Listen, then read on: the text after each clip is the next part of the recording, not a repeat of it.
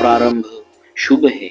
ऐसी सुभगा यशस्विनी और मेरी कीर्तिमाला रूपा यह दीर्घ रात्रि भी सीता जी को देखे बिना ही बीत चली।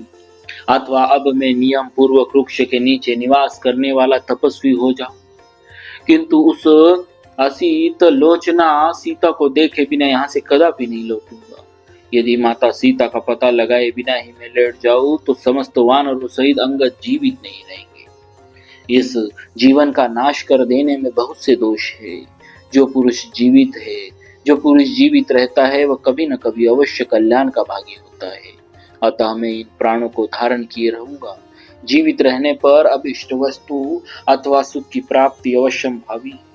इस तरह मन में अनेक प्रकार के दुख धारण किए कपि कुंवर हनुमान जी शोक का पार न पा सके। तदनंतर धैर्यवान कपि श्रेष्ठ हनुमान जी ने पराक्रम का सहारा लेकर सोचा, अथवा महाबली दशमुख रावण का ही वध क्यों न कर डालूं।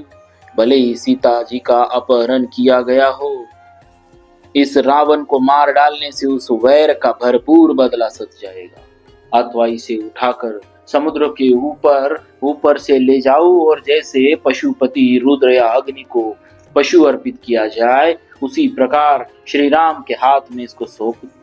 इस प्रकार सीता जी को ना पाकर वे चिंता में निमग्न हो गए। उनका मन सीता जी के ध्यान और शोक में डूब गया। फिर वे वानर वीर इस प्रकार विचार करने लगे, जब तक मैं यशस्विनी श्री राम पत्नी माता सीता का दर्शन न करूं तब तक इस लंकापुरी में बारंबार उनकी खोज करता रहूं। यदि संपाति के कहने से भी मैं श्री राम को यहाँ बुला ले आऊं तो अपनी पत्नी को यहाँ न देखने पर श्री रघुनाथ जी समस्त वानरों को जलाकर भस्म कर देंगे। अतः यही नियमित आहार और इंद्रियों के संयम पूर्वक निवास करूंगा। मेरे कारण वे समस्त नर और वानर नष्ट हो।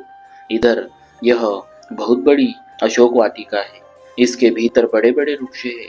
इसमें मैंने अभी तक अनुसंधान नहीं किया, अतः अब इसी में चलकर ढूंढूंगा। राक्षसों के शोक को बढ़ाने वाला मैं यहाँ से वसु, रुद्र, आदित्य, अश्विनी कुमार और मरुदगणों को नमस्कार करके अशोक वाटिका में चलूंगा। वहां समस्त राक्षसों को जीतकर जैसे तपस्वी को सिद्धि प्रदान की जाती है, इसी प्रकार श्री रामचंद्र जी के हाथ में इक्ष्वाकु कुल को आनंदित करने वाली देवी सीता को सौंप दूंगा, माता को सौंप दूंगा। इस प्रकार 2 घड़ी तक सोच विचार कर चिंता से शिथिल इंद्रिय वाले महाबाहु पवन कुमार हनुमान सहसा उठकर खड़े हो गए और देवताओं को नमस्कार करते हुए बोले, लक्ष्मण सहित श्री राम को नमस्कार, जनक नंदिनी सीता देवी को भी नमस्कार, रुद्र, इंद्र, यम और वायु देवता को नमस्कार है तथा चंद्रमा, अग्नि आदि मरुदगणों को भी नमस्कार है। इस प्रकार उन सब को तथा सुग्रीव को भी नमस्कार करके पवन कुमार हनुमान जी संपूर्ण दिशाओं की ओर दृष्टिपात करके अशोक वाटिका में जाने को उद्यत हुए।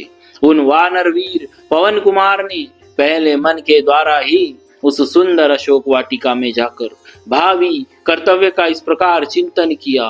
वह पुण्यमयी अशोक वाटिका सींचने, कोड़ने आदि सब प्रकार के संस्कारों से सवारी गई है। वह दूसरे वनों से भी घिरी हुई है, अतः उसकी रक्षा के लिए वहां निश्चय ही बहुत से राक्षस तैनात किए गए होंगे। राक्षस राज के नियुक्त किए हुए रक्षक अवश्य ही वहां के वृक्षों की रक्षा करते होंगे। इसीलिए जगत के प्राण स्वरूप भगवान वायुदेव भी वहां अधिक वेग से नहीं बहते होंगे। मैंने श्री रामचंद्र जी के कार्य की सिद्धि तथा रावण से अदृश्य रहने के लिए अपने शरीर को संकुचित करके छोटा बना लिया है। इससे मुझे इस कार्य में ऋषियों सहित समस्त देवता सिद्धि सफलता प्रदान करे।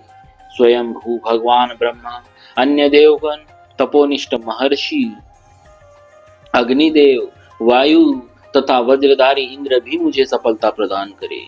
पाशधारी वरुण, सोम, आदित्य, महात्मा अश्विनी कुमार, समस्त मरुदगण, संपूर्ण भूत और भूतों के अधिपति तथा जो मार्ग में दिखने वाले एवं न दिखने वाले देवता है, वे सब मुझे सिद्धि प्रदान करेंगे। जिनकी नाक ऊंची और दांत सफेद है, जिसमें चेचक आदि के दाग नहीं है, जहाँ पवित्र मुस्कान की छटा छाई रहती है, जिनके नेत्र प्रफुल्ल कमल दल के समान सुशोभित तथा जो निष्कलंक कलाधर के तुल्य कमनीय कांति से युक्त है, वह आर्या सीता का मुख मुझे कब दिखाई देगा?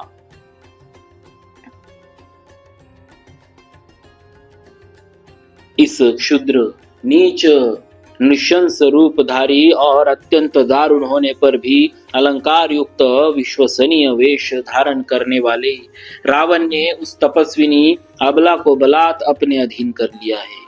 अब किस प्रकार वह मेरे दृष्टिपथ में आ सकती है? इस प्रकार श्री वाल्मीकि निर्मित आर्ष रामायण आदि काव्य के सुंदर कांड में 13वां सर्ग पूरा हुआ। बोली श्री सीता की जय। भक्तवत्सल भगवान